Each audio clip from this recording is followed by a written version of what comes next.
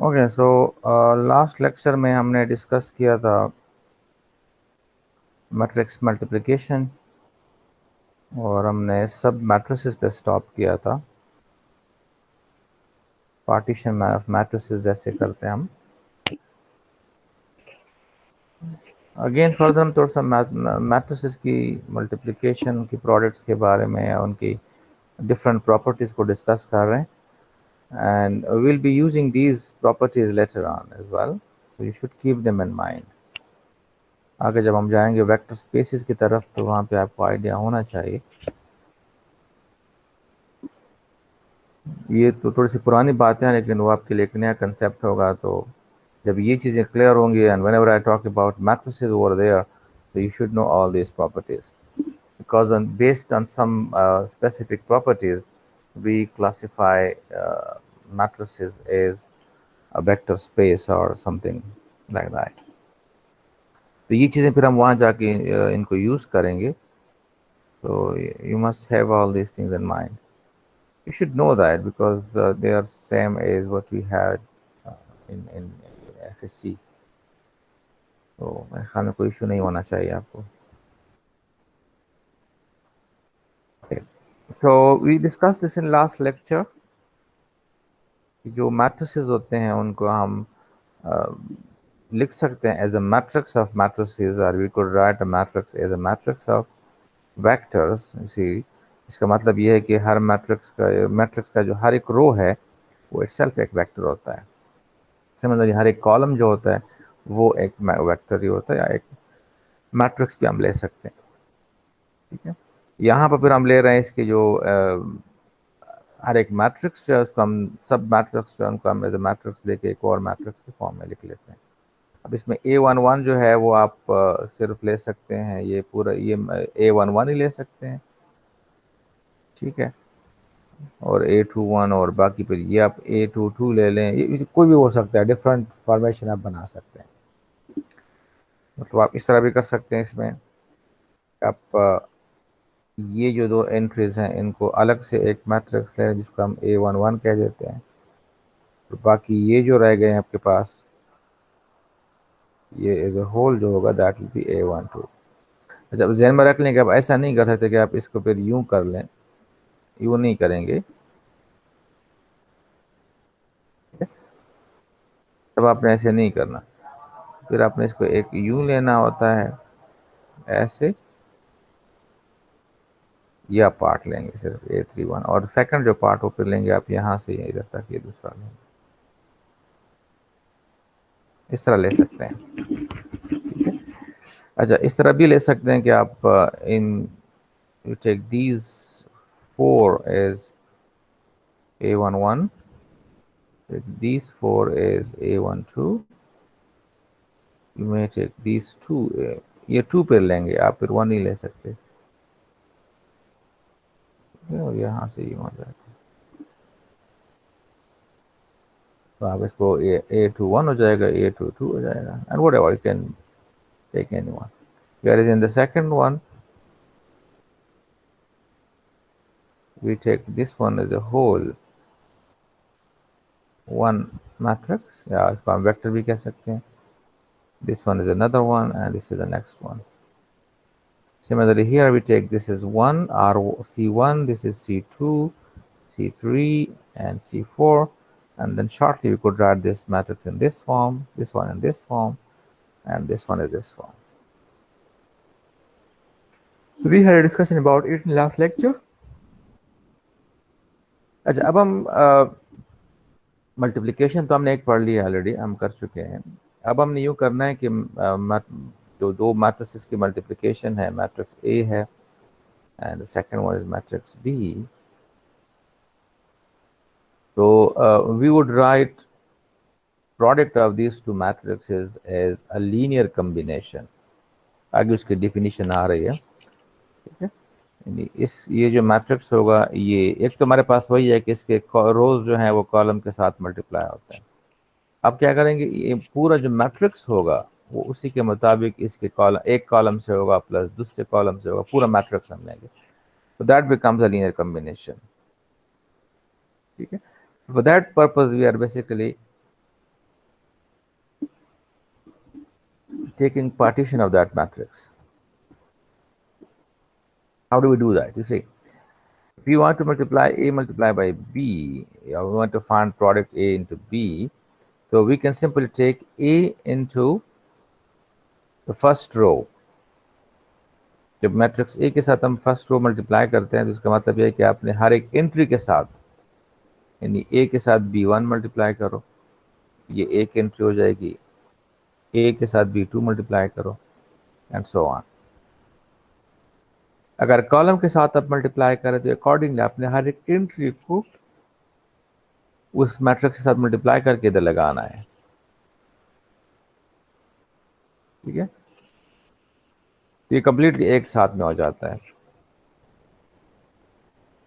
या अगर हम यूं कहते हैं, अब फिर इसके बाद जब दो मैट्रिसेस मल्टीप्लाई करते हैं तो यही चीज़ होती है कि हम अगर जेथ कॉलम फाइंड करना चाहें मैट्रिक्स ए बी का, तो वो बेसिकली क्या होता है, A multiply by J column of B, वही कॉलम वाला रूल आप अप्लाई करेंगे यहाँ पे। या अगर आपको ith रो चाहिए किसी matrix A multiply by B का, तो that could be found as ith row of vector A multiply by B. How do we do that? Let me give an example. You see, if you want to multiply this one, this is a matrix and this is a vector, so you want to multiply these two, so what would you do? You would simply multiply this matrix as a whole with 1,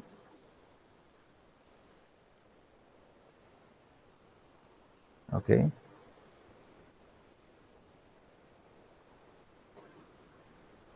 You see the product of these two is what? Is 1, 2, 4 into 1.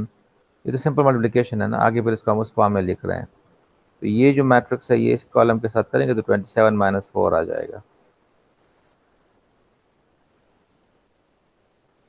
फिर इसको इससे करेंगे तो आपके पास first row with this column giving you say 27, second row with this column is giving you with -4।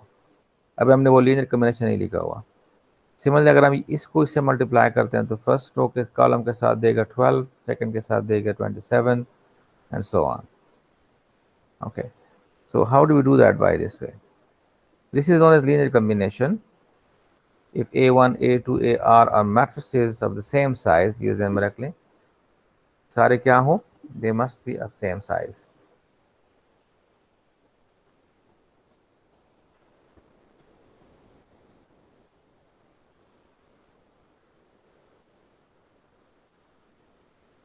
Right?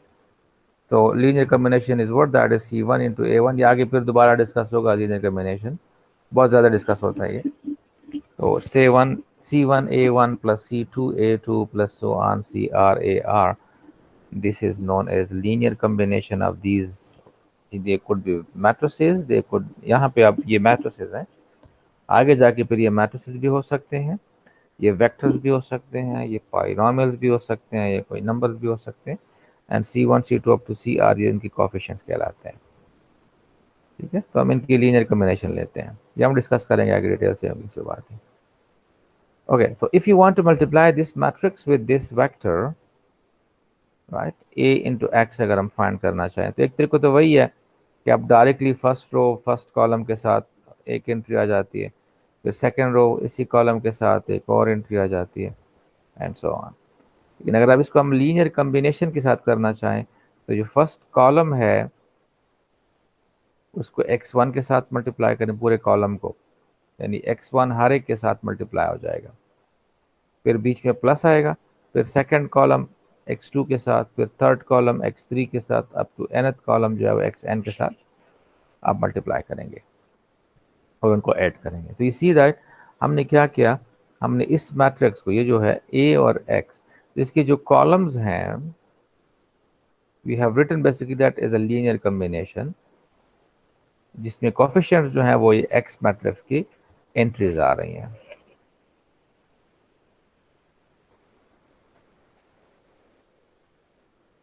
ठीक है। तो ये हमने बेसिकली जो प्रोडक्ट मैट्रिक्स था a मल्टीप्लाई बाई x, ये सॉरी मिसिंग है, ये a इंटू एक्स है, नॉट सिर्फ a नहीं है, a इंटू एक्स। एक तो वो तरीका है कि आप इसको इससे मल्टीप्लाई करें फिर इसको इससे करें, दूसरा अब यही है कि आपने कॉलम नंबर 1 के साथ x1 डायरेक्टली प्लस कॉलम 2 के साथ x2 एंड सो ऑन, आपके पास यही आ जाएगा. So we can say that if A is M cross N matrix and if X is N cross 1 column vector, then the product AX can be expressed as the linear combination of the column vectors of A in which the coefficients are the entries of X. That's what I said here.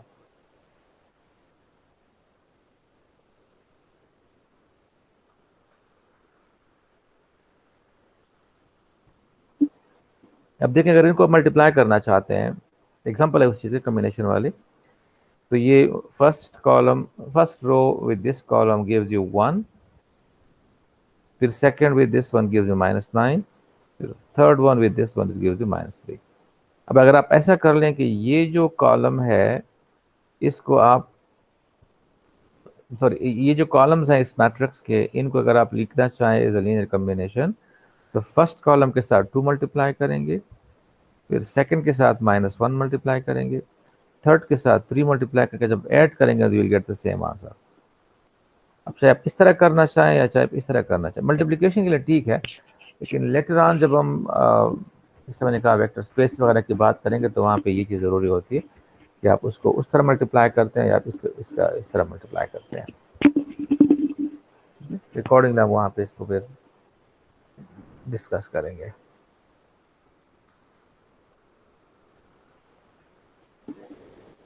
Is it clear? Yes, sir. Yes, sir. There were basic things, इसमें कोई मुश्किल चीज़ नहीं. I hope आपको समझ आ रहा है, इसलिए मैं ज़रा आपको क्लिक कर रहा हूँ इसको. सेम थिंग अगर आपके पास दोनों मैट्रिसेस हों, ठीक है, ए मैट्रिक्स है और बी बी मैट्रिक्स है. पिछले केस में ए मैट्रिक्स था और बी कॉलम वेक्टर था, तो जब इनको आपस में मल्टीप्लाई करते हैं तो उसके लिए क्या होता है कि हम हर एक कॉलम को लेते हैं. जैसे फर्स्ट कॉलम है, ठीक है, 12 8, उसमें क्या होगा कि ये जो फर्स्ट एंट्री है ये आप इसके साथ करें, फर्स्ट कॉलम की जो फर्स्ट एंट्री है वो फर्स्ट कॉलम के साथ, सेकंड एंट्री को सेकंड के साथ, थर्ड एंट्री को थर्ड के साथ. ये आपको प्रोडक्ट मैट्रिक्स का जो फर्स्ट कॉलम है वो देगा. सेकंड कॉलम के लिए क्या करेंगे, फिर वही चीज़, ये 1 into the first column -1 into second column and then 7 into third column, और फिर ऐड करेंगे. थर्ड एंट्री के लिए फिर थर्ड कॉलम के जो एंट्रीज हैं उसको आपने हर एक कॉलम के साथ मल्टीप्लाई करके ऐड करना है. 13 12 जो कि फोर्थ कॉलम है वो आपने यहाँ पे फोर्थ कॉलम और पूरे मैट्रिक्स के साथ मल्टीप्लाई करना है.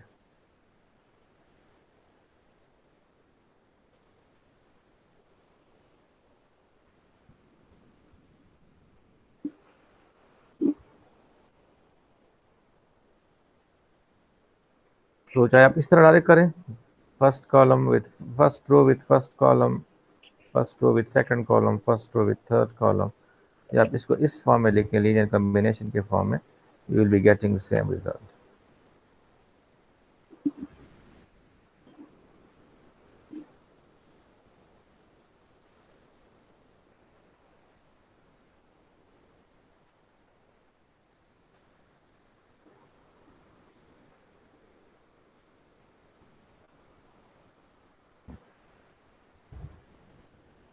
अच्छा, एक चीज़ और ध्यान में रख लें कि जब मैं यहाँ पे आपके सामने शो कर रहा होता हूँ कि आपका अटेंडेंस ये है, तो उसी वक्त अपना नेम उसमें चेक कर लिया करें.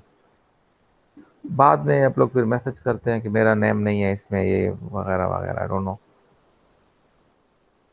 तो आप ऐसा क्यों कहते हैं, मुझे नहीं समझ आ रही. लास्ट टाइम किसका नेम नहीं था इसमें? सर मेरा हसीब नाम और नहीं था. मोहम्मद बोल रहे थे. जब मैंने यहाँ पे अटेंडेंस ली थी तो आपका नाम था उसमें, नहीं था? अब जैसे भी मैंने अटेंडेंस लिया तो आप अपना नाम चेक कर, आपका है कि नहीं इसमें?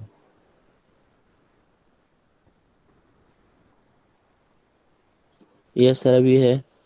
अभी है, तो फिर तब क्यों नहीं था? सर ये मैं खुद नहीं जानता सर. खुद भी नहीं जानते हो तो आपको पता ही नहीं है कि मैं क्या कर रहा हूँ. क्यों मैं नहीं चेक सर, कर मुझे लेता याद हूँ. है आपने क्या पढ़ाया था. और भाई अब तो याद है, वो तो आप वीडियो भी देख सकते हो, तो कोई एक्सक्यूज नहीं है। नहीं सर, वीडियो नहीं देखी लेकिन थी। जब मैंने मैं वीडियो से अटेंडेंस पहले लेता हूँ। आपको, वीडियो से सर मैंने आपको पहले मैसेज किया था, और मैं ये बोलने वाला भी था कि सर आप बेशक पूछ सकते हैं कि आपने क्या पढ़ाया था। नहीं, आपको मेरी बात नहीं समझ आ रही, अपनी बात कर रहा हूँ। जब मैं नहीं सर आप अटेंडेंस लेता हूँ तो मैं वो शीट्स डिस्प्ले कर लेता हूँ।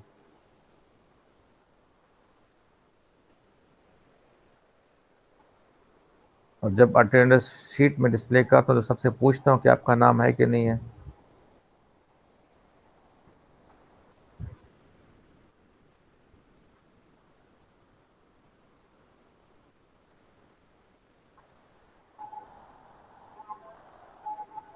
देखिए सर, इसमें सबने 26 मिनट की क्लास ली, और हालांकि आपने क्लास लंबी ली थी।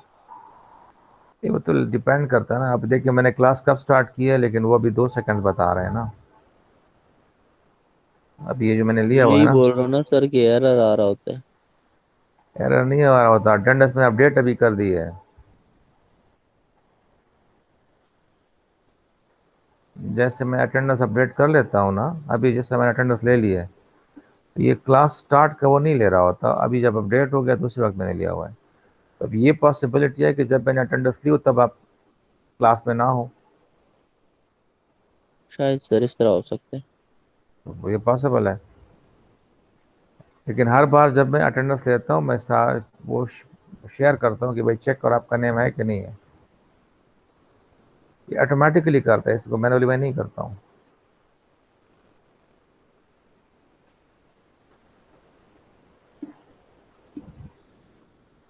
चेक कर दिया कर, जब मैं अटेंडेंस लेता हूँ तब एक चेक कर लिया कर कि आपका नाम है या नहीं है।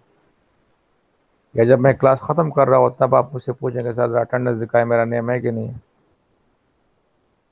मैं अटेंडेंस को 2 या 3 बार अपडेट करता रहता हूँ ड्यूरिंग द क्लास, इसी वजह से, क्योंकि अगर किसी के कनेक्शन ड्रॉप होते हैं तो वो साइन आउट हो चुका होता है और फिर आ जाए। अब अगर आपके 3 बार में भी ऐसा ही हो रहा है तो फिर तो अब मैं क्या करूँ फिर। कि मैं जब भी अटेंडेंस अपडेट करता हूँ आप ना हो और आपका नाम नहीं आ रहा, तो फिर तो मेरा कसूर नहीं है ना।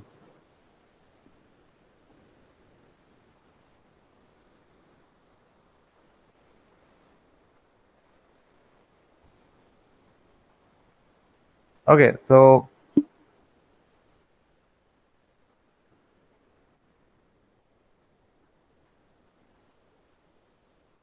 ये तो ऑलरेडी हम डिस्कस कर चुके हैं। ये भी वही बात है कि हमारे पास क्या होता है, यू सी दैट A11, अगर आप मैट्रिक्स बनाना चाहें उसे, जिस तरह हमने डिस्कस कर दिया वही चीज़ है। यू सी A11X1, इसको हम अलग से एक मैट्रिक्स लिख लेते हैं और राइट साइड हमने अलग से लिख लिया। अब ये जो हम लिखते हैं कि भाई it is coefficient matrix into variable matrix, वहाँ पर तो हम डायरेक्ट लेते थे, लेकिन इसके पीछे वही कहानी है कि असल में क्या हुआ है कि जो फर्स्ट कॉलम है वो X1 के साथ मल्टीप्लाई हुआ है।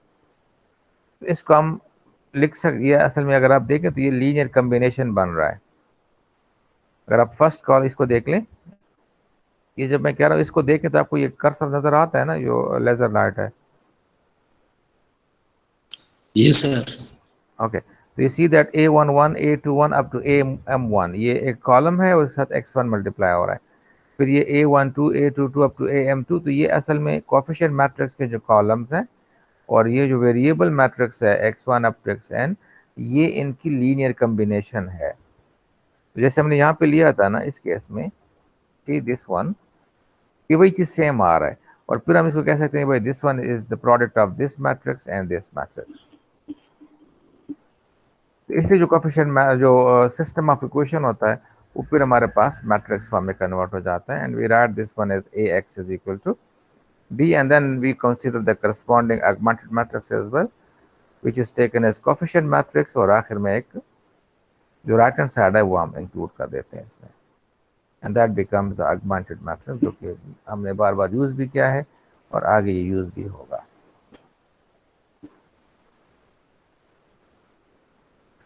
So let's consider some more things about matrices, that is a transpose.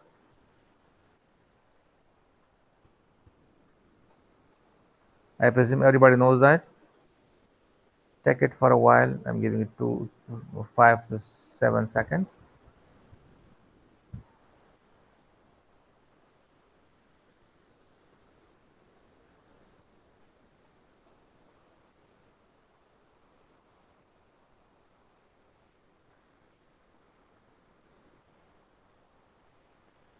In transpose, we simply interchange the rows and columns. I hope everybody knows that.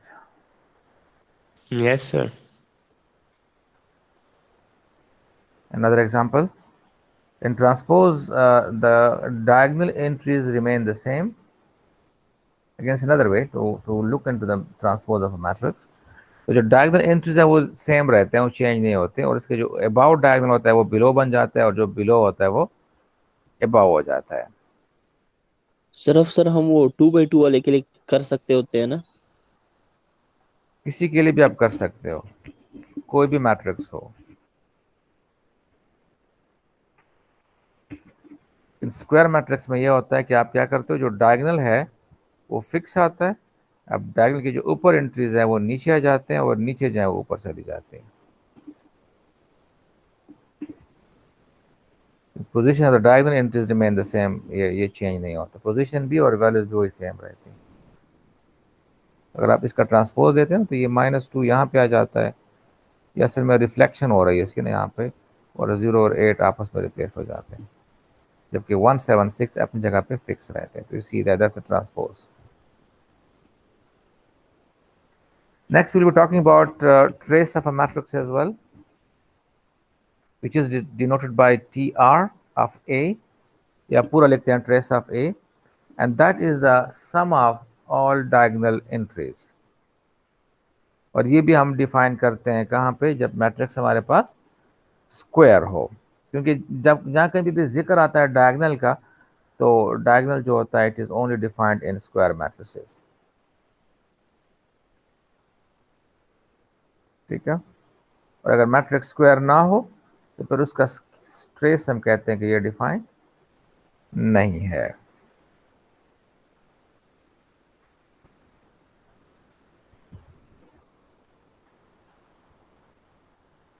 Okay, if this is a matrix and somebody asks you what is a trace of this matrix, so you will simply add in the first matrix A11 plus A22 plus A33, whereas trace of this matrix is -1 plus 5 4 plus 7, that is 11, plus 0 is 11, so 11 is a trace of this matrix। ये आगे हम use करेंगे, ध्यान में रख लें, ये चीज बहुत बेसिक है। आई डोंट नो ट्रेस आपने पहले पढ़ा था कि नहीं पढ़ा है? नो सर, नहीं पढ़ा। ओके, तो ये आगे हम यूज करेंगे कि भाई हमने ऑपरेशन इस तरह डिफाइन किया हुआ है, आप चेक करो क्या ये फलाना बनाता है कि नहीं बनाता, फिर ट्रेस का हम आइगन वैल्यूज के साथ लिंक करेंगे, ये चीज़ें आप ज़रा समझ लें। तो बाद में ये सॉर्ट ऑफ बेसिक टूल्स हैं मैट्रिसेस से रिलेटेड, आगे हम बार बार यूज़ करते जाएंगे। ये पर प्रैक्टिस करें, बड़े आसान क्वेश्चंस हैं, I don't need to go to this exercise.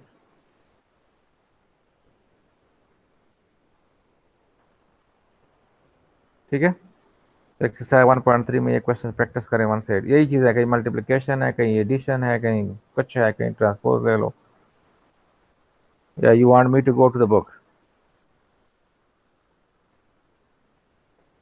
कर लेंगे practice. Just let me show you the book to, sir एक दो क्वेश्चन अगर आप करते हैं।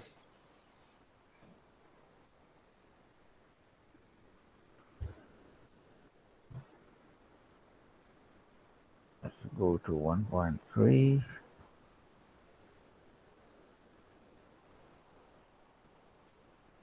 ये डिस्कस हो गया सारी चीजें।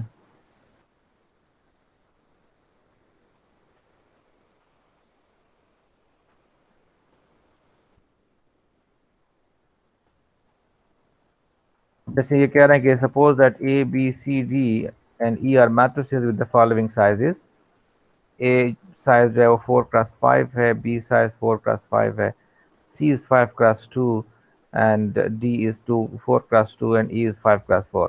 ये इनके साइजेस आपको गिवन है। अब आपने बताना यह है कि इनमें से कौन से पॉसिबल है। तो क्या बी और ए मल्टीप्लाई हो सकते हैं?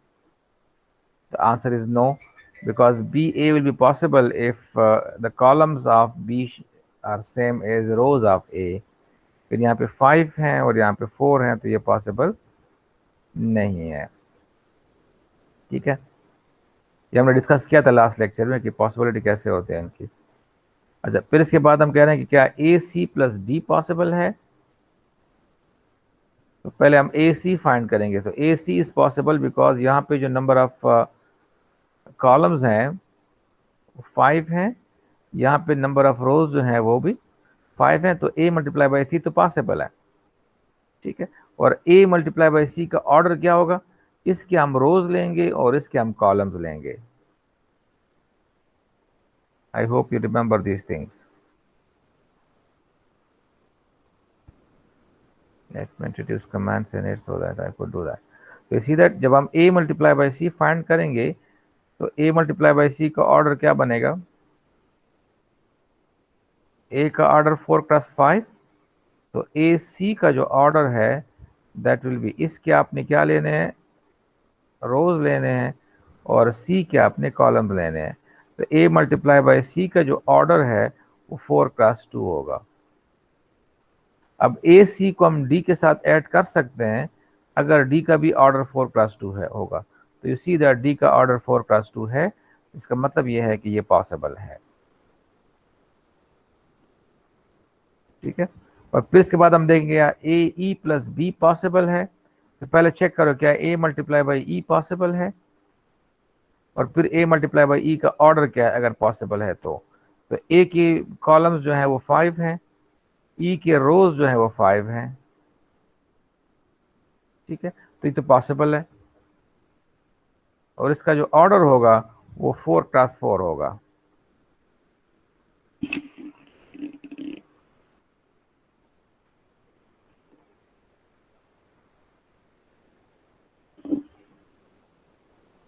दैट इज 4 क्रॉस 4 बिकॉज इसके क्या लेंगे, ए मैट्रिक्स के आप रोज लेंगे और ई के आप कॉलम्स लेंगे, तो उसके वहां पे भी 4 वहां पे भी 4, तो ये 4 क्रॉस 4 बन जाएगा।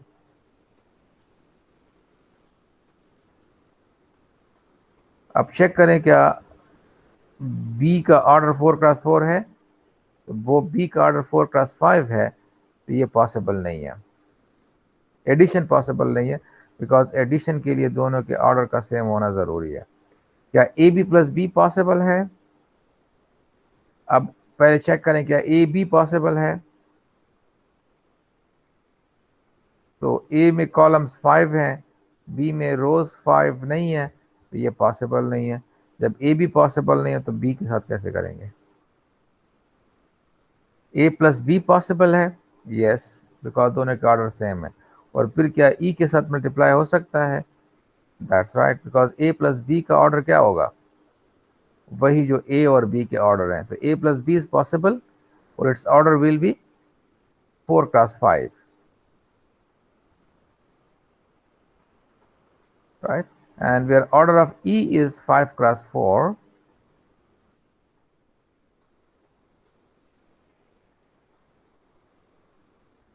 ये पॉसिबल है बिकॉज इसके नंबर ऑफ कॉलम्स इसके नंबर ऑफ रोज बराबर हैं, तो ये पॉसिबल है। तो आपने यही चीज़ें चेक करनी है सिर्फ ऑर्डर को देखते हुए कि कौन कौन से डिफाइंड है और कौन कौन से डिफाइंड नहीं है, और फिर इसके बाद जो रिजल्टिंग मैट्रिक्स है उसका ऑर्डर क्या बनेगा वो आपने बताना है। तो ई इंटू ए बी जब प्लस बी जब करेंगे तो इसका ऑर्डर होगा इसके रोज और इसके कॉलम्स, तो 4 क्रॉस 4 इसका ऑर्डर होगा। अगर ई ए करेंगे तो इसके रोज 5 और इसके कॉलम्स 5, तो 5 क्रॉस 5 होगा। तो E multiply by A into B, A plus B, that will be 5 cross 5।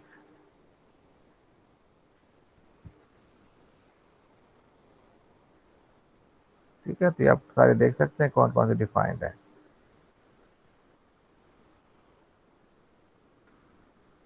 यही चीज फिर क्वेश्चन नंबर 2 में भी ऑर्डर दिए हुए हैं और आपसे पूछ रहे हैं। इस पे 3 आपको मैट्रिसेस दिए हुए हैं ए बी सी डी ई, और आपसे पूछ रहे हैं कि फाइंड करो डी प्लस ई फाइंड करो, तो पॉसिबल है, फाइंड हो सकता है। डी माइनस ई फाइंड करो, 5 टाइम्स ए फाइंड करो, -7 टाइम्स सी फाइंड करो, 2b माइनस सी फाइंड करो। तो क्या 2b माइनस सी डिफाइंड है, इसका ऑर्डर 2 क्रॉस 2 है जबकि इसका ऑर्डर 2 क्रॉस 3 है, तो 2b माइनस सी पॉसिबल नहीं है, बिकॉज सब्ट्रैक्शन और एडिशन के लिए ऑर्डर्स का सेम होना जरूरी है।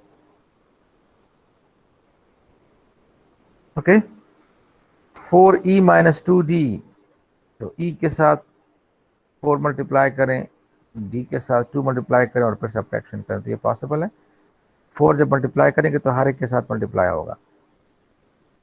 -3 into D plus 2e, D plus 2e इसको 2 से मल्टीप्लाई करके ऐड करें और फिर आखिर में -3 से मल्टीप्लाई करें। a माइनस ए तो जीरो मैट्रिक्स आएगा। फिर ट्रेस ऑफ डी फाइंड करना है, तो trace of D is 1 plus 0 plus 4 that is 5। Trace of D minus 3e find करना है, तो पहले d माइनस 3e फाइंड कर लेंगे, इसको 3 से मल्टीप्लाई करेंगे। डायरेक्ट भी कर सकते हैं, सिर्फ ट्रेस का डिफरेंस ले लें, तो 1 माइनस 18 आ जाएगा -17, 0 माइनस 3 तो -3 एंड 4 माइनस 9 दैट इज -5। तो इनको ऐड करेंगे, आपके पास क्या बन जाएगा -25। तो 4 माइनस डी माइनस 3e का जो ट्रेस है वो -25 बन जाएगा। और 7b का ट्रेस, तो इट इज ऑब्वियसली, और फिर 4 से मल्टीप्लाई भी करना है। You can do that. 28 plus 14 42 multiply by 4। और प्लीज ट्रेस ऑफ ए जो है वो रेक्टेंगुलर मैट्रिक्स है, स्क्वायर मैट्रिक्स नहीं है, तो इसका ट्रेस जो है वो डिफाइन नहीं होता।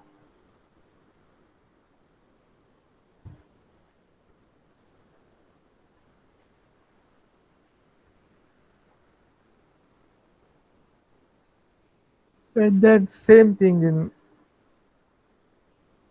question number 4 as well। वही चीज बता रहे हैं, सिर्फ वो मैट्रिसेस लेके from previous question and then आपने इन ट्रांसपोजेस को ऐड करना है और फाइंड करें, ट्रांसपोज लेके फाइंड करें वगैरह वगैरह। तो आई hope you can do that.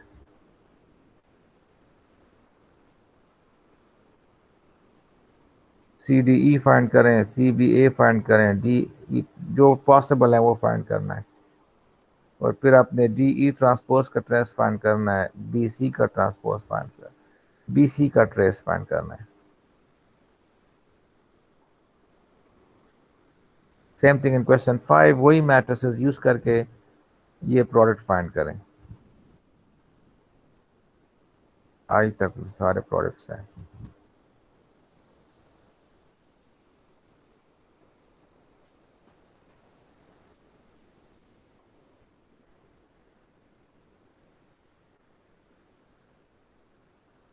Same thing in question 6, वही क्वेश्चन 3 के अपने मैट्रिसेस यूज करने और इन सबको फाइंड करना है।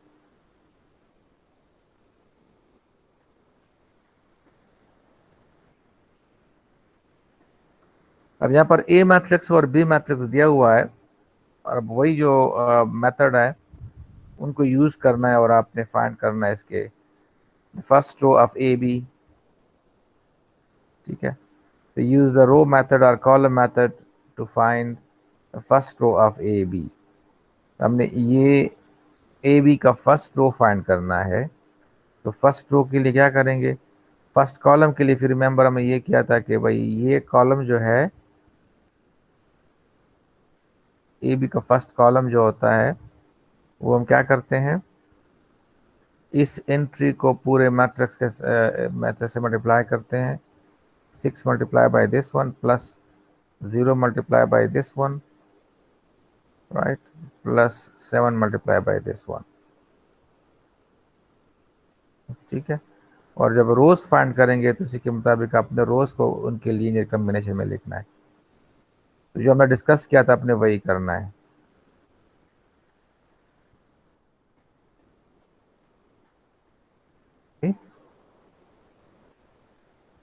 हमें फर्स्ट रो चाहिए, तो फर्स्ट रो में क्या होगा, ये इससे मल्टीप्लाई होगा, यही इससे मल्टीप्लाई होगा और यही इससे मल्टीप्लाई होगा।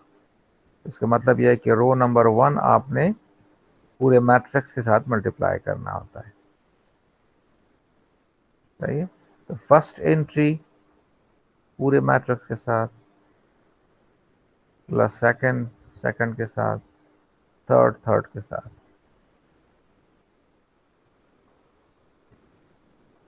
तो जो फर्स्ट रो है इसको आप लिख लेंगे, that's the first row of A B,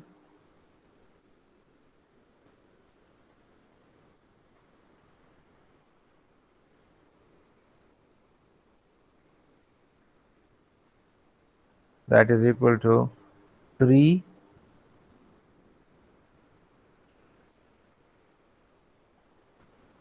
ये जो 3 है दैट मल्टीप्लाई बाय व्हाट,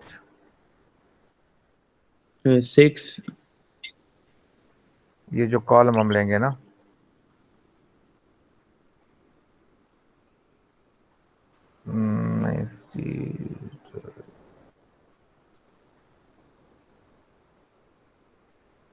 क्या करते हैं, फर्स्ट रो लेते हैं, क्या लेते हैं?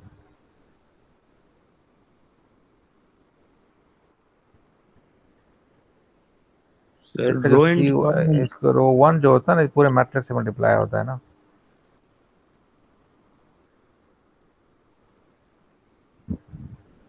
दैट विल बी 3 इंटू,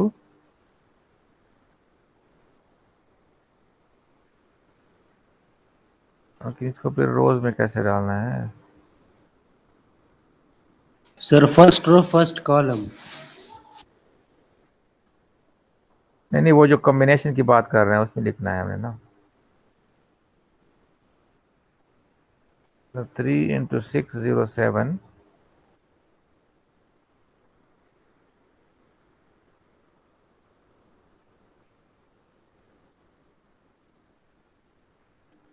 ये अगर हम इसको यूं करते हैं, 3 इंटू 6 3 8 प्लस 4, सर प्लस कर देंगे -2 इंटू सेकंड कॉलम। नहीं वो तो ठीक है, लेकिन असल में हमने इसको रो में लेके आना है ना।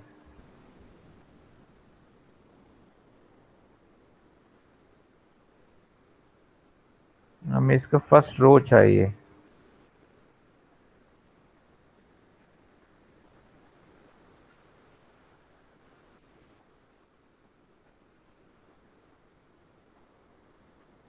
ओ फर्स्ट रो,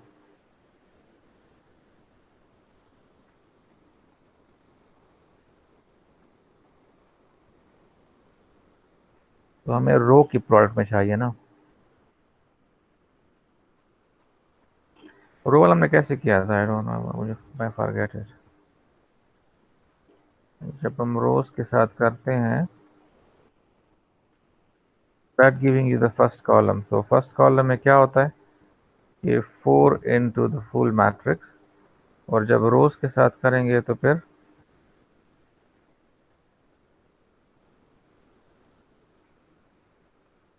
ये रो लेकर, that is 1 into,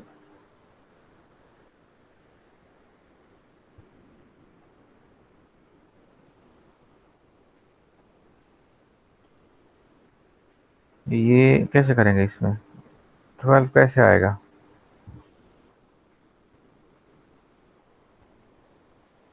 linear combination में जब लिखेंगे इसको,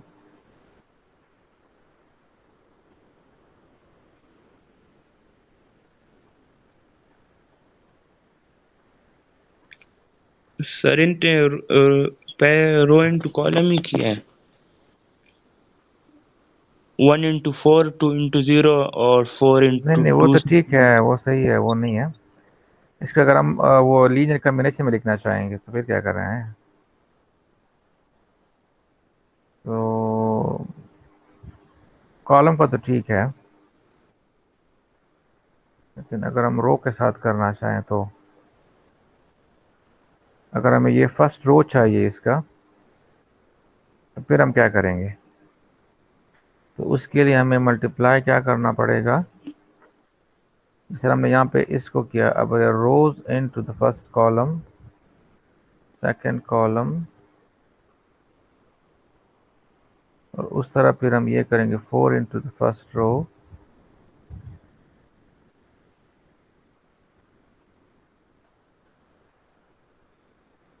ठीक है, वही तरीका है, मेरे इसमें भी कोई नहीं है। तो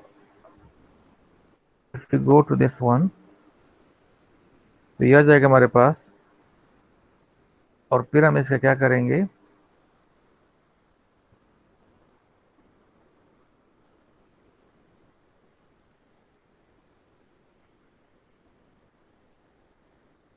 it becomes 18,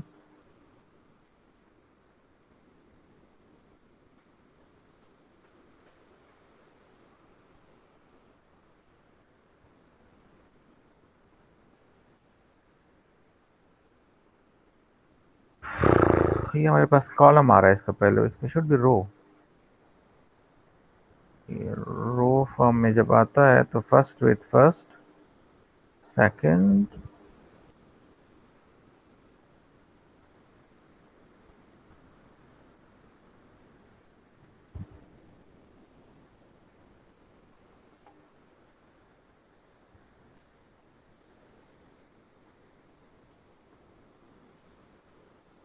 सर अगर एक मिनट तो मुझे सोचने दें। तो a इंटू बी है, तो a मल्टीप्लाई बाय b के लिए अगर हमें रो चाहिए तो उस केस में हम फर्स्ट रो जब इससे मल्टीप्लाई करते हैं फर्स्ट कॉलम के साथ, तो हम मैट्रिक्स अगर ये ले लें 3 माइनस 2 7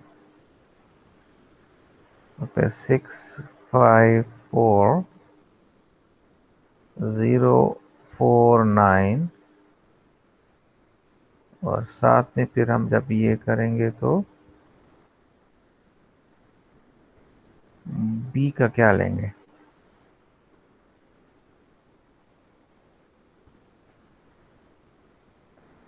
तो b का फर्स्ट कॉलम ले लेंगे 6 0 7, ये इससे मल्टीप्लाई होगा, ये इसका फर्स्ट कॉलम आ जाएगा। We get the first column because this one into this, यहाँ पे वैल्यू ये फिर इसके साथ, यहाँ पे वैल्यू ये फिर इसके साथ, यहाँ पे वैल्यू, तो ये हमें फर्स्ट कॉलम देगा। और इसको हम कैसे लिखेंगे, इसको हम लिखेंगे 3 इंटू 6 0 7,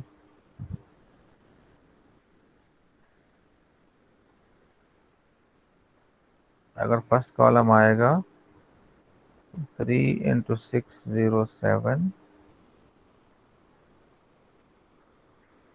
ये मैं कॉलम की बात कर रहा हूँ, plus 6 into 6 0 7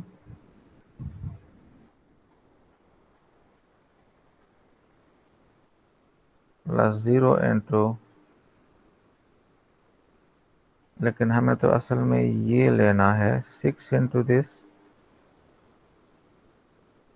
plus 0 into this plus 7 into this.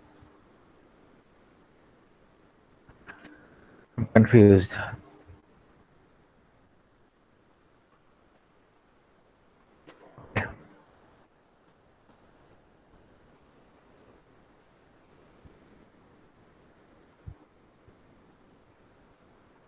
हमने करना ये है कि हमें फर्स्ट रो चाहिए प्रोडक्ट का।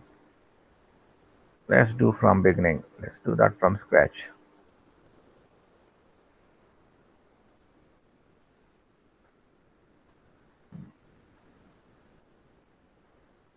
Okay. तो जब हम a multiply by b find करते हैं, तो a multiply by b, that's 3 minus 2 7 6 5 and 4 0 4 and 9 multiply by 6 minus 2 4 0 1 3 7 7 and 5. So when we find the first row, the product will be what? This is 3 into this one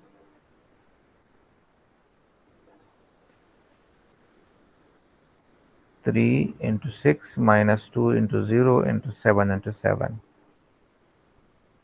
फिर यही चीज़ हम इससे multiply करते हैं। अगर हम ऐसा करेंगे 3 into 6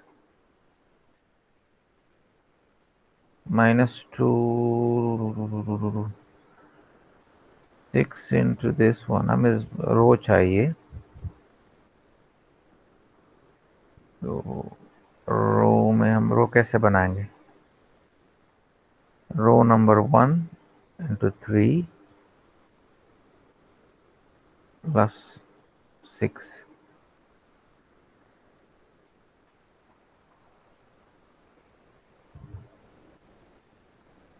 रो नंबर 1 into 6, ये ज़रा इसका फर्स्ट वैल्यू यही आ रहे हैं ना, तो रो number 1 R1 multiply by 6 plus R2 multiply by 0 plus row number 3 multiply by 7। So row number 1 into 6 plus row number 2 into 0, 3 into 7, that is 6 multiplied by 3 minus 2 and 7 plus 0, 6 5 4 plus 7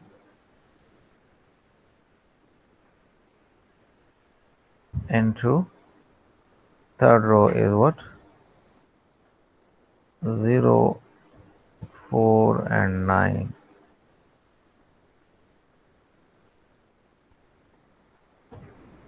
$18 0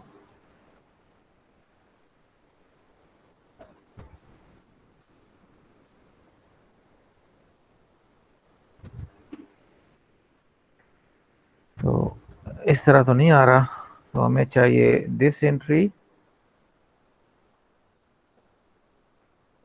sir इस तरह हो सकता है ना कि हम first row first column के साथ मल्टीप्लाई करते हैं, नहीं, अगर हम इसको करें जिस तरह के 3 multiply bye 6 plus minus 2 multiply by 0 plus 7 multiply by 7, फिर इसी तरह फर्स्ट रो सेकंड वही कॉलम मैं के चेक साथ। करूँ ना, नहीं वो मल्टीप्लिकेशन हम बात नहीं कर रहे हैं, मल्टीप्लिकेशन हमें पता है, असल में वो कह रहे हैं कि आपने वो रो फॉर्म में लिखना है, कम्बिनेशन की बात कर रहे हैं, वो सेटिंग कर रहे हैं हम। तो अगर हम इसको उल्टा करें, ये इसका रो 1 करें, तो अब देखें ज़रा, मुझे बताएं क्या आता है। 3 multiply bye 6 minus 2 4 minus 2 multiply by 6, sorry 0 1 3 plus 7 multiply by 7 7 and 5। So what do we have in the first row? What do we have? ये बन जाएगा 18 minus 6 this one, सब सही हो रहा है, 18 और ये ठीक है, -6 -2 -8 प्लस 49, ठीक है, अब सही है। तो इसमें हमने वही करना है कि जो फर्स्ट रो है इसकी जो एंट्रीज है, आपने इसे हर एक रो के साथ मल्टीप्लाई करना है, इस तरह लीनियर कॉम्बिनेशन अगर आपने लेनी है तो। Did you get the idea? मुझे तो आ गया, आइडिया हो गया।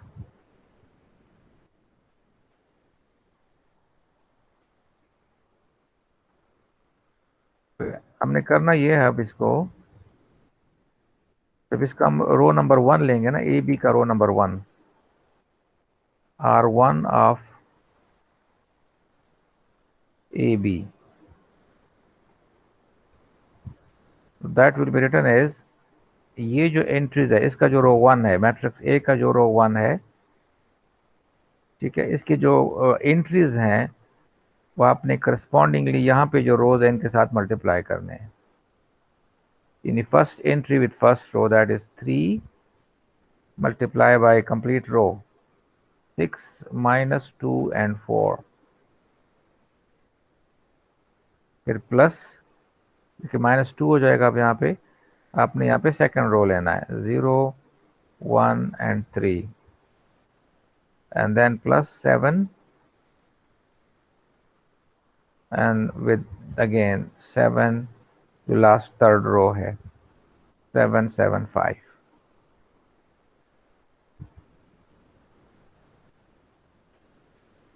ठीक है, सिमिलर अगर रो 2 लेंगे तो बाकी तो सेम रहेंगे, सिर्फ ये कोफिशिएंट चेंज होंगे, और वो कोफिशिएंट 6 हो जाएगा, अब ये सेम रहेगा, फिर +5 होगा, ये सेम रहेगा, +4 होगा और ये सेम रहेगा।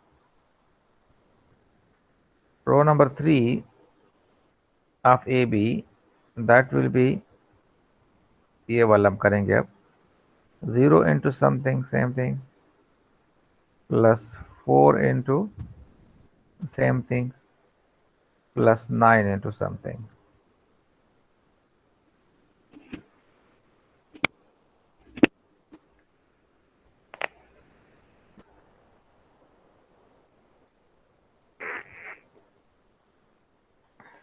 सही है।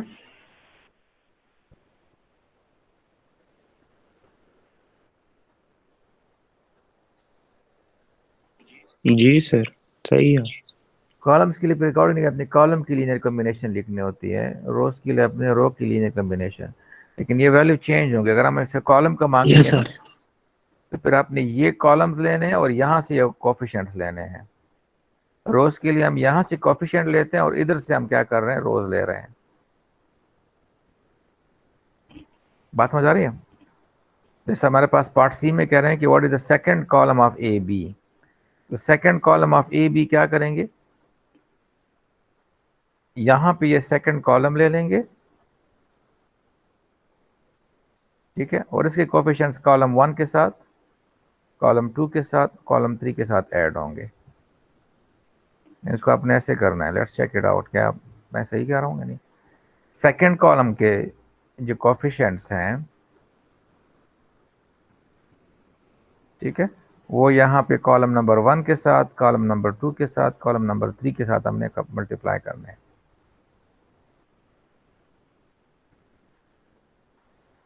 तो क्या हो जाएगा, अगर हम कॉलम नंबर 1 फाइंड करना चाहेंगे ए बी का, तो column number 1 of A B will be what, ये जो कॉलम है इसके साथ 6 मल्टीप्लाई करेंगे, फर्स्ट कॉलम की जो एंट्रीज है, तो 6 multiply by the first column 360 plus 0 into the second column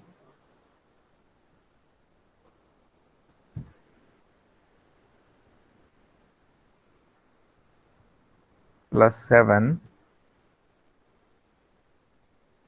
into the third column 7 4 9।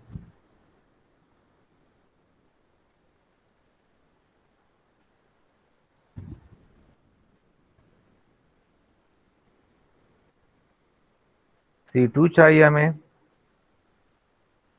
तो ये वेक्टर तो सेम रहेंगे, सिर्फ ये कोफिशिएंट जो आप सेकंड कॉलम के आ जाएंगे, दैट इज -2।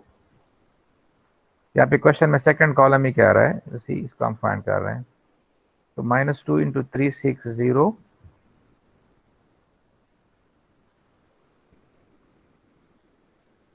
प्लस 1 इंटू -254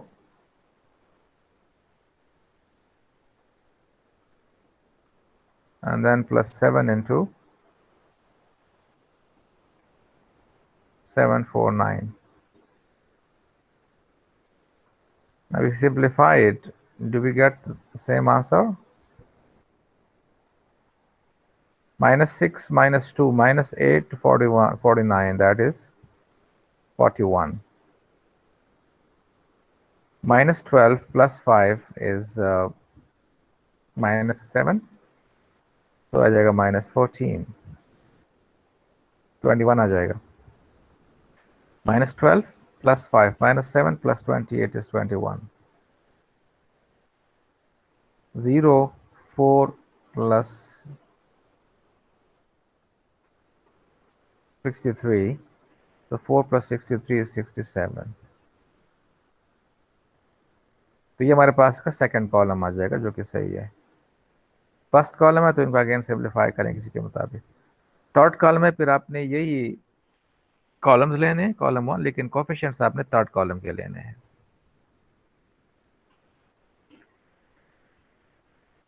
तो did you get a general idea? Rows Yes, के लिए sir. क्या करना है और कॉलम्स के लिए क्या करना है? रोज के लिए आपने जो कोफिशिएंट्स हैं लीनियर कॉम्बिनेशन के, वो आपने मैट्रिक्स ए के लेने हैं, और रोज आपने सेकंड मैट्रिक्स बी के लेने हैं। यानी वेक्टर्स आपने यहाँ से लेने हैं, कोफिशिएंट्स आपने यहाँ से लेने हैं। जबकि कॉलम्स के लिए क्या करेंगे? कॉलम्स आप यहाँ से लेंगे और कोफिशिएंट्स आप यहाँ से इन कॉलम्स वाले लेंगे, first second third and so on.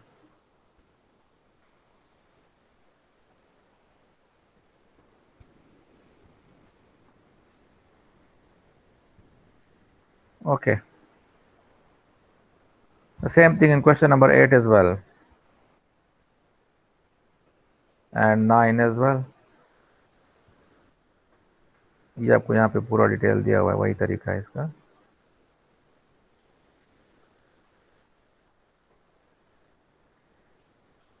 तो 13 तक आपसे कहा गया, कह रहे in each part find matrix A, X and B. तो ये तो आप सबको पता है क्या करना है इसमें, ये करने की ज़रूरत पे नहीं है। नंबर 12 यही सेम है। इन each part express the equation is a system of linear equation. इसको आपस इक्वेशन में कन्वर्ट करना है, तो first with first, second with second आज ले करें। या इसको आप डायरेक्ट किस तरह कर सकते हैं कि कॉलम नंबर 1 के साथ क्या करें, x1 को मल्टीप्लाई करें, कॉलम 2 के साथ x2 मल्टीप्लाई करें, कॉलम 3 के साथ x3 मल्टीप्लाई करें और उनको इक्वल करें। तो 13 तक हमने बात की थी कि 13 तक आप ये करें। 14 भी यही चीज़ है, बात इतनी करें फिर ठीक है।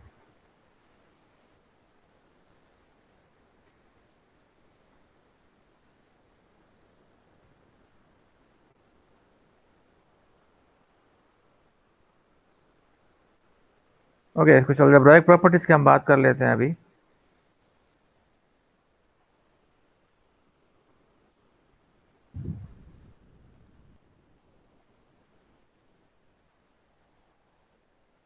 मैं दोबारा अटेंडेंस ले रहा हूँ, तो टाइम आप चेक करेंगे तो अभी टाइम बढ़ चुका होगा, 44 मिनट्स पे आ गया है। और ये जो 4 स्टूडेंट्स हैं, इन्होंने लेट ज्वाइन किया है, 4 नहीं 5, अजमतुल्ला भी है भैया। आप चेक करें आपका नेम है कि नहीं है।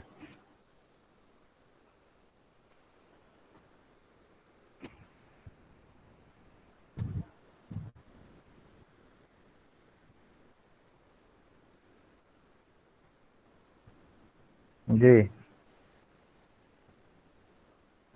Yes, sir. है name. ऐसा कोई है जिसका नेम शामिल ना हो इसमें?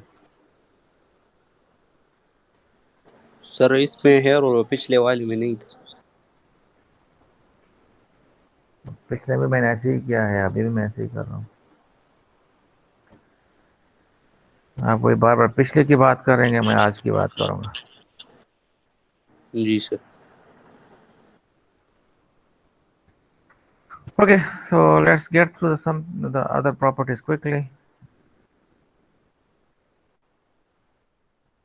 Okay, ये प्रॉपर्टीज आई होप सबको पता है, अपने एफएससी में भी किए हुए हैं। a + b = b + a। Addition जो है मैट्रिसेस में कम्यूटेटिव होता है, एसोसिएटिव होता है। मल्टीप्लिकेशन भी एसोसिएटिव होता है, ठीक है, जबकि मल्टीप्लिकेशन कम्यूटेटिव नहीं होता। डिस्ट्रीब्यूटिव लॉ होल्ड करता है बी प्लस सी फाइंड करके ए के साथ लेफ्ट से मल्टीप्लाई करें या राइट से, you get the same thing over difference as well. अगर दो मैट्रिसेस को आप ऐड करें और फिर स्केलर से मल्टीप्लाई करें, या हर एक को इंडिविजुअल स्केलर से मल्टीप्लाई करके उसको ऐड करें, इसका वही distributive law of matrices over scalars हैं, ठीक है, या अगर distributive of scalar over matrices हैं तो ये होल्ड होते हैं। इनको हम यूज करेंगे यहाँ पे, इन प्रॉपर्टीज का मकसद ये है, ध्यान में रख लें। अच्छा, A B C, that means अगर आप सी के साथ बी मल्टीप्लाई करें और फिर ए मल्टीप्लाई करें, या ए और बी को मल्टीप्लाई करके सी के साथ मल्टीप्लाई करें, एक चीज आएगी। बी को सी से मल्टीप्लाई करके फिर ए मल्टीप्लाई करें, या पहले बी के साथ ए मल्टीप्लाई करें फिर सी से मल्टीप्लाई करें, या ए को सी से मल्टीप्लाई करें फिर बी से करें, इन सब के आंसर सेम आएंगे, राइट। ये फिर इनके प्रॉपर्टीज हैं, वही आप देख सकते हैं, एग्जांपल्स हैं। I hope you will be able to do that. ये मैट्रिक्स ए गिवन है, बी सी गिवन है, तो ए बी फाइंड करो, बी सी फाइंड करो, और ए बी सी फाइंड करो। चाहे आप ए बी इंटू सी करें या चाहे ए इंटू बी सी करें, दोनों से आपके पास सेम आंसर आ रहा है, see that it is verified कि मल्टीप्लिकेशन जो है वो एसोसिएटिव लॉ को होल्ड कर रहा है। You should practice it yourself because simple multiplication कोई ऐसा इशू नहीं है इसमें।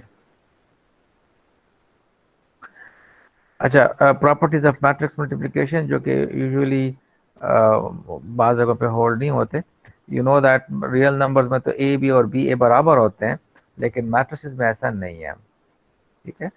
ये पॉसिबल है कि ए बी डिफाइंड हो और बी ए डिफाइंड भी ना हो, और ये ऐसे सिचुएशन में जब ए मैट्रिक्स 2x3 हो और बी मैट्रिक्स 3x4 हो, तो ए मल्टीप्लाई बाई बी तो पॉसिबल है, लेकिन B multiply by A possible ही नहीं है। यहाँ पे हम सिर्फ ये देखना चाहते हैं कि मल्टीप्लिकेशन जो है वो कम्यूटेटिव नहीं है। अच्छा, सेकंड ये भी पॉसिबल है कि ए बी भी पॉसिबल हो और बी ए पॉसिबल हो, ठीक है, लेकिन ए बी और बी ए दोनों के साइज डिफरेंट आ जाते हैं। जैसे अगर ए का ऑर्डर 2x3 है, बी का ऑर्डर 3x2 है, तो ए मल्टीप्लाई बाई बी का जो ऑर्डर होगा वो 2x2 होगा, लेकिन बी क्रॉस ए का जो ऑर्डर होगा वो 3x3 होगा। तो ए बी भी पॉसिबल है, बी ए पॉसिबल है, दोनों डिफाइंड है, लेकिन दोनों के ऑर्डर्स क्या आ रहे हैं, डिफरेंट, ये दोनों भी सेम नहीं हो सकते। ये भी पॉसिबल है कि ए मल्टीप्लाई बाई बी और बी मल्टीप्लाई बाई ए दोनों डिफाइंड हो, दोनों के सेम साइज आ जाए, लेकिन उनकी वैल्यूज फिर भी डिफरेंट हो, ठीक है। और ये भी बास केस में पॉसिबल है कि सेम हो जाए। अब जैसे देखें, ए और बी दोनों के ऑर्डर सेम है, 2x2 2x2। अब ए मल्टीप्लाई बाई बी भी फाइंड हो सकता है और B multiply by A find हो सकता है, तो ए बी का ऑर्डर भी 2x2 आता है, बी ए का ऑर्डर भी 2x2 आता है, लेकिन still they are not same. तो मल्टीप्लिकेशन जो है वो कम्यूटेटिव लॉ होल्ड नहीं करता, ये आप ध्यान में रख लें। जीरो मैट्रिक्स आप जानते हैं, जिसके सारे के सारे एंट्रीज क्या हो, जीरोस हो, तो उसको हम जीरो मैट्रिक्स कहते हैं। अब चाहे उसके कोई भी ऑर्डर हो, वो स्क्वायर भी हो सकता है, वो रेक्टेंगुलर भी हो सकता है, कुड बी एनी मैट्रिक्स। अब उसकी जो प्रॉपर्टीज हैं, इसकी ये प्रॉपर्टी है कि आप किसी भी दूसरे मैट्रिक्स के साथ ऐड करोगे, कन्फॉर्मेबल, अगर एडिशन पॉसिबल है तो वही सेम मैट्रिक्स देगा। सब्ट्रैक्शन करेंगे, सेम मैट्रिक्स आएगा। किसी भी मैट्रिक्स को अपने नेगेटिव के साथ मल्टीप्लाई ऐड करोगे, जीरो मैट्रिक्स देगा। जीरो मैट्रिक्स का अगर मल्टीप्लिकेशन पॉसिबल है किसी मैट्रिक्स के साथ, तो वो जीरो ही देगा, ठीक है। तो और अगर आप किसी मैट्रिक्स के साथ एक कांस्टेंट मल्टीप्लाई करते हैं और उनकी प्रोडक्ट से जीरो आता है, तो या तो आपने सी को जीरो लिया हुआ है, या फिर आप मैट्रिक्स ए जो है वही जीरो है। तो ये वो प्रॉपर्टीज है जिस तरह रियल नंबर्स में होते हैं, तो ये वाले प्रॉपर्टीज सारे नहीं ऐसे। अब जैसे कैंसिलेशन लॉ है, ये रियल नंबर्स में तो पॉसिबल है, लेकिन मैट्रिसेस में ऐसा नहीं होता। रियल नंबर्स में हम ये कह रहे हैं कि अगर a मल्टीप्लाई बाई बी और b मल्टीप्लाई बाई सी अगर बराबर है, तो दोनों साइड पे b को कैंसिल कर सकते हो।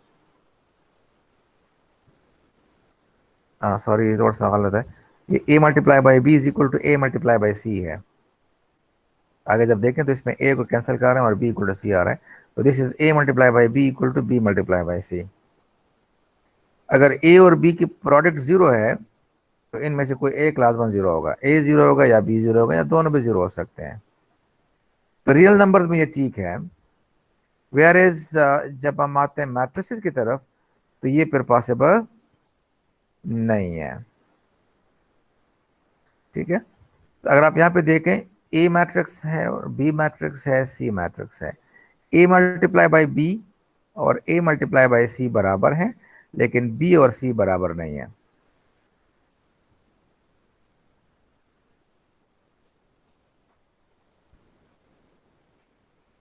तो मैट्रिसेस जो है वो कैंसिलेशन लॉ होल्ड नहीं करते।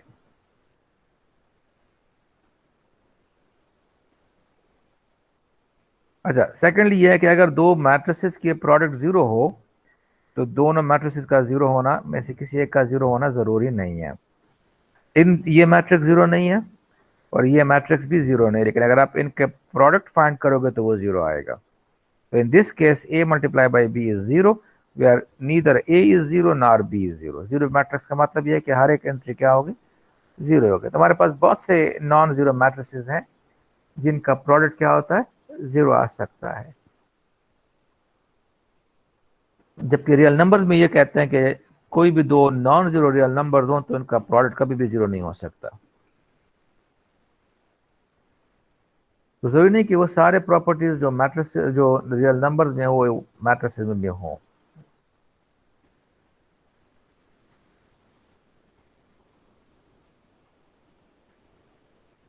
Okay, next we talk about identity matrix. You know that जिसका डायगोनल मैट्रिक्स होता है, जिसके डायगोनल एंट्री सारे क्या होते हैं, वंस होते हैं, उसके ऊपर नीचे सारे जीरो होते हैं, तो उसको हम आइडेंटिटी मैट्रिक्स कहते हैं।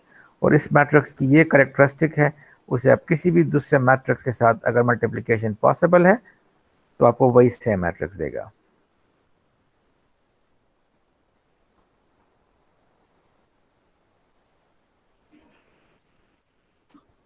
जहां कहीं भी मल्टीप्लिकेशन पॉसिबल हो। अब मल्टीप्लिकेशन अगर पॉसिबल नहीं है तो फिर तो obviously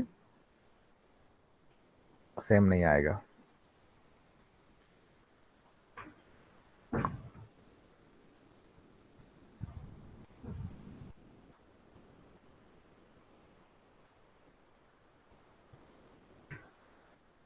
If R is a reduced echelon form of n cross n matrix A, then either R has a zero rows or R is a identity matrix.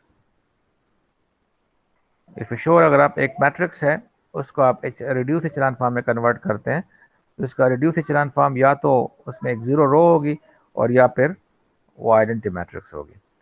आगे फिर इसको हम जनरलाइज करते हैं, अगर मैट्रिक्स सिंगुलर है तो उसमें एक जीरो रो आएगा और अगर वो नॉन सिंगुलर है तो उसमें वो उसकी जो रिड्यूस एचेलॉन फॉर्म होगी वो आइडेंटिटी मैट्रिक्स ही होगी।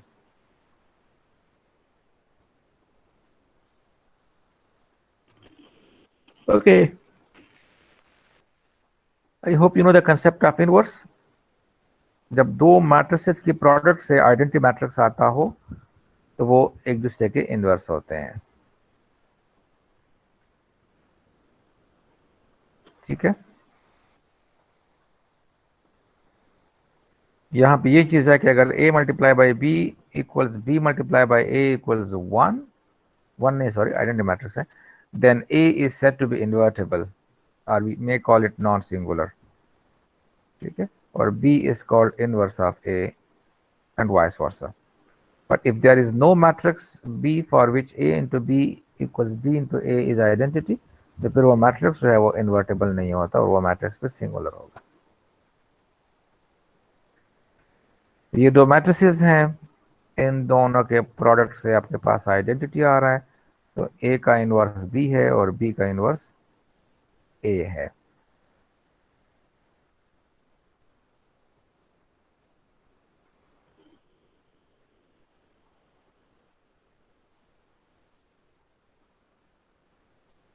ये फिर आगे हम डिस्कस करेंगे सिंगुलर मैट्रिसेस के लिए डिटरमिनेंट जरूरी होता है, या तो आप एचेलॉन फॉर्म में कन्वर्ट करते हैं या फिर आप उसका डिटरमिनेंट लेते हैं, तो इसको छोड़ने की जरूरत नहीं।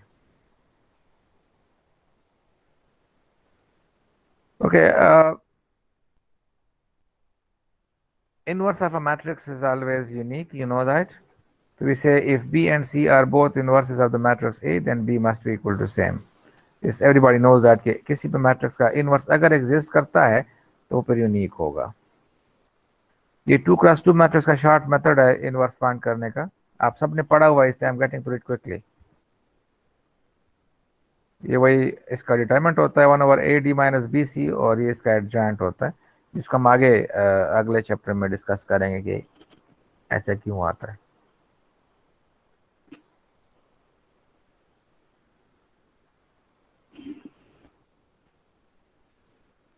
You can find its inverse as well. Solution of system of 2x2 equation को inversion method से करना, ये 9th 10th में आपने किया हुआ है, so I don't discuss it again. Everybody knows that A B whole inverse is equal to B inverse into A inverse. Okay, तो कोई भी हो A B C whole inverse है तो ये उल्टा हो जाएगा। ये एग्जाम्पल है इसका, अगर आप A और B ले लें, इनको मल्टीप्लाई करके उसका इनवर्स फाइंड करें, A का इनवर्स फाइंड करें, B का इनवर्स फाइंड करें, और फिर B inverse into A inverse find करें, तो एग्जैक्टली सेम आ जाएगा। A inverse into B inverse नहीं, B inverse into A inverse.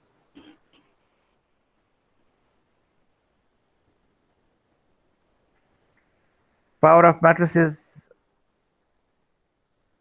if you take nth power, that means you have to multiply that matrix n times.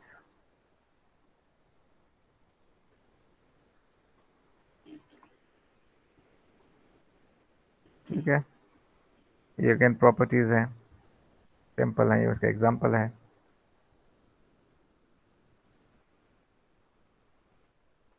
अच्छा, इसमें वो rule apply नहीं होते जो यूजुअली लीनियर अलजेब्रा में formulas हैं या अलजेब्रा में फार्मूलाज हैं, a plus B whole square is equal to a square plus B square plus 2ab।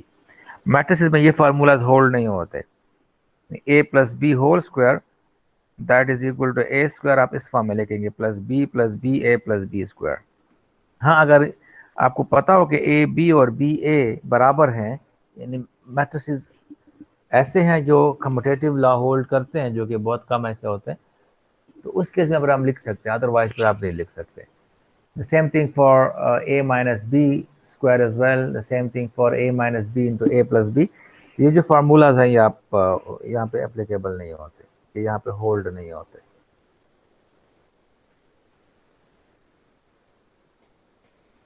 इनको आप वेरीफाई कर सकते हैं, आप कोई भी दो मैट्रिसेस ले लें,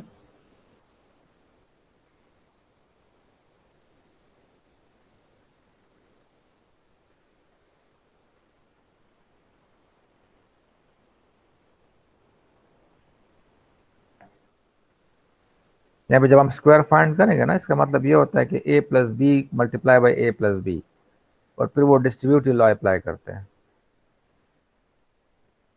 मैं जरा ये क्विकली कर रहा हूँ बिकॉज आई एम प्रिज्यूमिंग कि आप ये सब जानते हैं, मैं सिर्फ ये बता रहा हूँ कि कौन सी चीज़ कहाँ पे होल्ड होती है, और ये चीज़ आपने ऑलरेडी पढ़ी हुई हैं।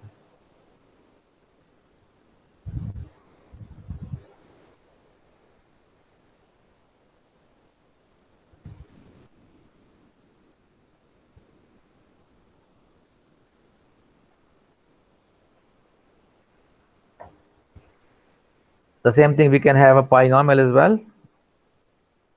ये रियल नंबर्स के लिए हमारे पास पॉलिनॉमियल होता है, और ये फिर मैट्रिसेस में पॉलिनॉमियल होता है, because we can take powers of various powers of matrix, so we can have matrix polynomial as well. हमारे पास ये मैट्रिक्स है and we want to find p of a, so you will simply take a square minus 2 times a minus 3. When you say 3, सिर्फ 3 का मतलब ये नहीं कि आप 3 लेंगे, मैट्रिसेस में कांस्टेंट का मतलब ये है कि उसके साथ आइडेंटिटी मैट्रिक्स मल्टीप्लाई हो रहा है।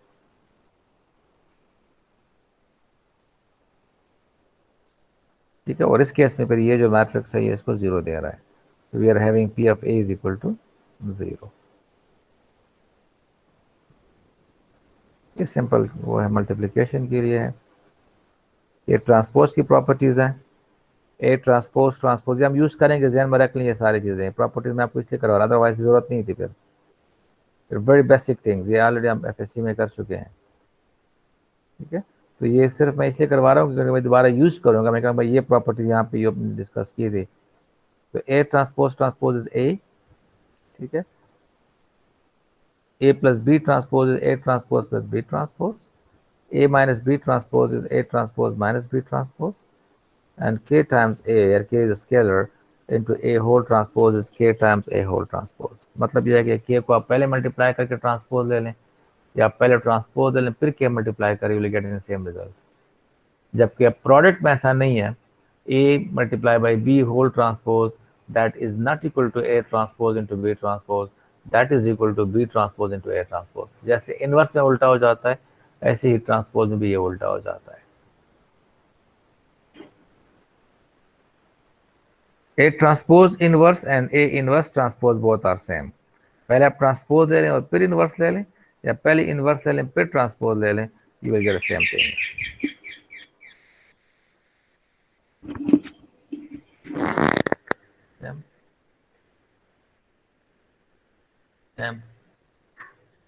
नजरियों को बोलो दूध वाला है।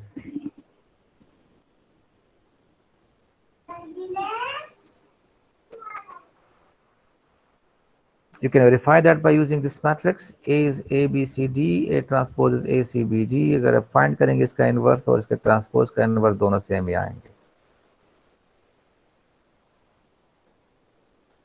ओके, ये क्वेश्चंस फिर आप ट्राई कर लें। तो वो अपन पेज खराब है, चलिए।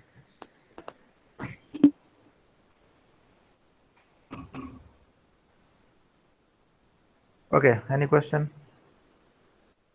Again, should I discuss these questions or you can do that?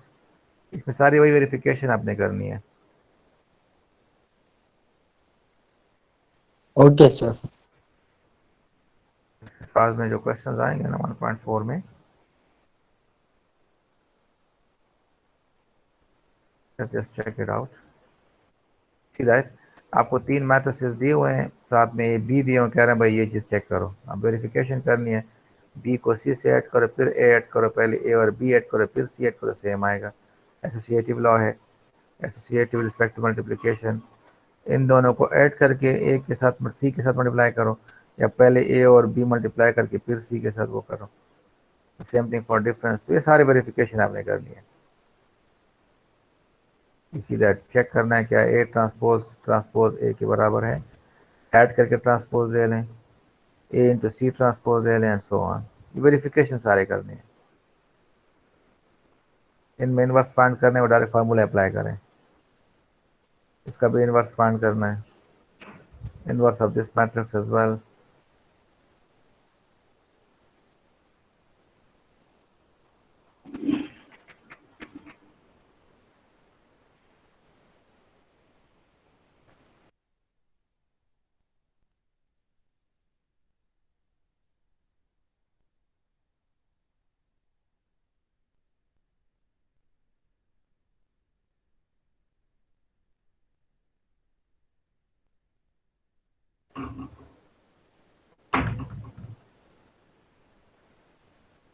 Transpose लेके इनवर्स ले लें, या इनवर्स लेके ट्रांसपोज ले लें। जो क्वेश्चन 4 में आपको मैट्रिक्स दिया हुआ है उससे आप वेरीफाई करेंगे। 5 में दिया हुआ है तो वहाँ पे भी वेरीफाई करें। 4 5 के मैट्रिक्स को यूज करके मल्टीप्लाई करके इनवर्स ले लें, और इनवर्स लेके मल्टीप्लाई करें, लेकिन दिस फॉर रिवर्स ऑर्डर में you will getting same thing. फिर वही ए बी सी मैट्रिक्स लेके मल्टीप्लाई करके इनवर्स ले लें। ठीक है, अब यहाँ पर आपको ये ए इनवर्स गिवन है, यहाँ से आपने ए फाइंड करना है। तो ए कैसे फाइंड होगा, इसका फिर से इनवर्स फाइंड करना है। एक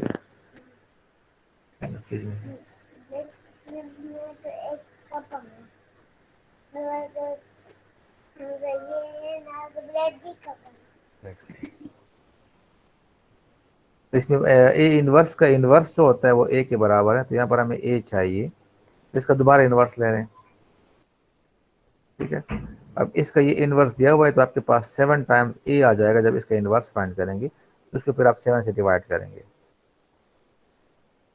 because we have the rule के A inverse inverse is equal to A back.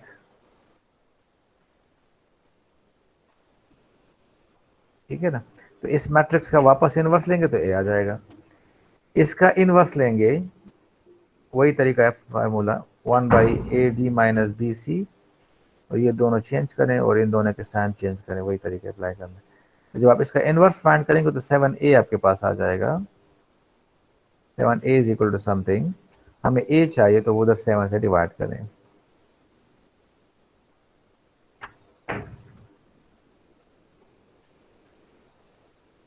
to get the required a.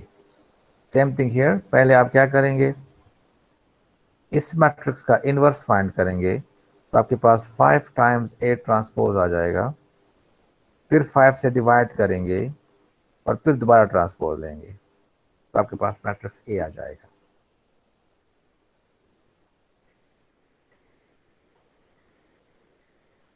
I hope you know what I mean, right?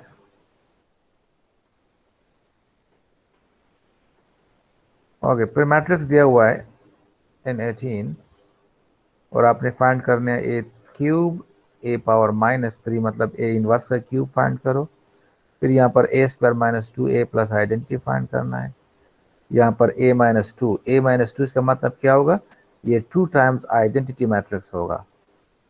ठीक है, जहाँ पे कांस्टेंट आता है इसका मतलब, इसमें कैसे करेंगे, जब p ऑफ a फाइंड करना हो you would write p of a that is matrix A -2 नहीं लिखना, -2 टाइम्स आइडेंटिटी मैट्रिक्स लिखना है। दैट मीन्स आपने ये मैट्रिक्स लेना है 2 0 4 and 1 -2 times, in this case identity matrix is 1 0 and 0 1, so that will be 2 0 4 1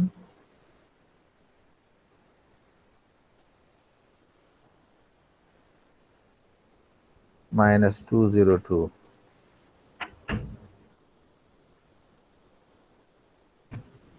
फिर सब्ट्रैक्शन कर लें, so we get 2 - 2 is 0, 0 - 0 is 0 and -1.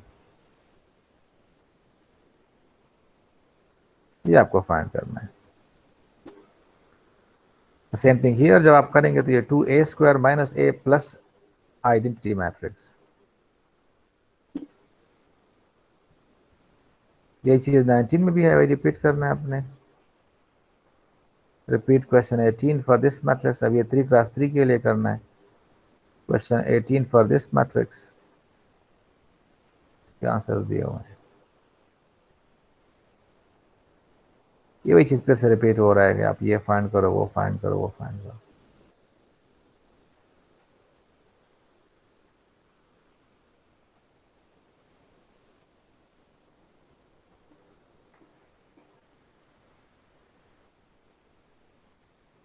ये वाले छोड़ें, फिर से करा देंगे।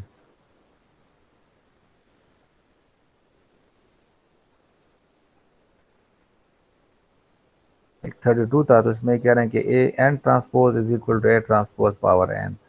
पहले आप ए पावर एन ले लें, तो कोई मैट्रिक्स लेकर उसका कोई भी nth पावर ले लें और फिर उसका ट्रांसपोज ले लें, या पहले ट्रांसपोज ले लें फिर उसको nth पावर ले लें। तो ये आप कर लें ज़रा इसको, ये फिर बाद में डिस्कस हो गया इन्वर्टेबल है कि नहीं, अपने इन्वर्स फाइंड करना है। तो इन्वर्स हम कैसे फाइंड करते हैं वो हम डिस्कस करेंगे। 2 तरीके हम यूज़ करते हैं, एक ऑपरेशन मेथड जो कि अभी ये है हमारे पास, और दूसरा वही आपने यूज़ करना होता है adjoint method for finding inverse of a matrix.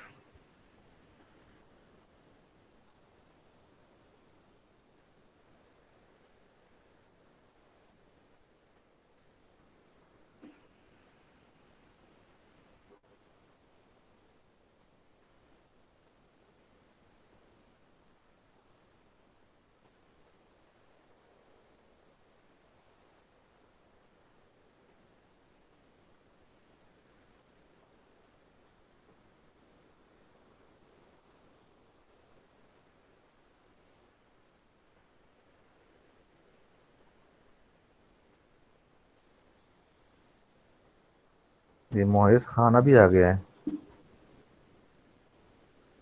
ये मैं सारी बाद में नोट करूंगा, जिनके भी अटेंडेंस टाइम कम है ना तो वो यहाँ नहीं आ रहे हैं। अभी चेक करें, किसी का अटेंडेंस रहता है तो बताएं।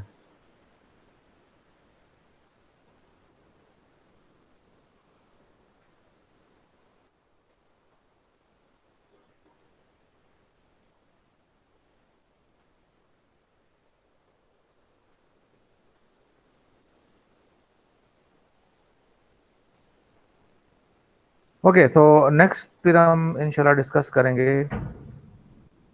काफ़ी है कि नहीं आगे जाएं? सर काफी है। सर ये काफी है काफी सर। है। इनवर्स कैसे फाइंड करना है हमने, by using row operations. Next topic हमारा यही है।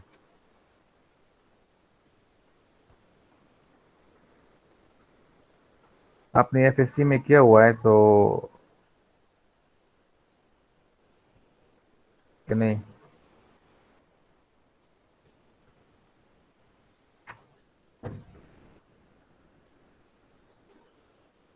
ओके जी, तो there is no question, I may stop recording.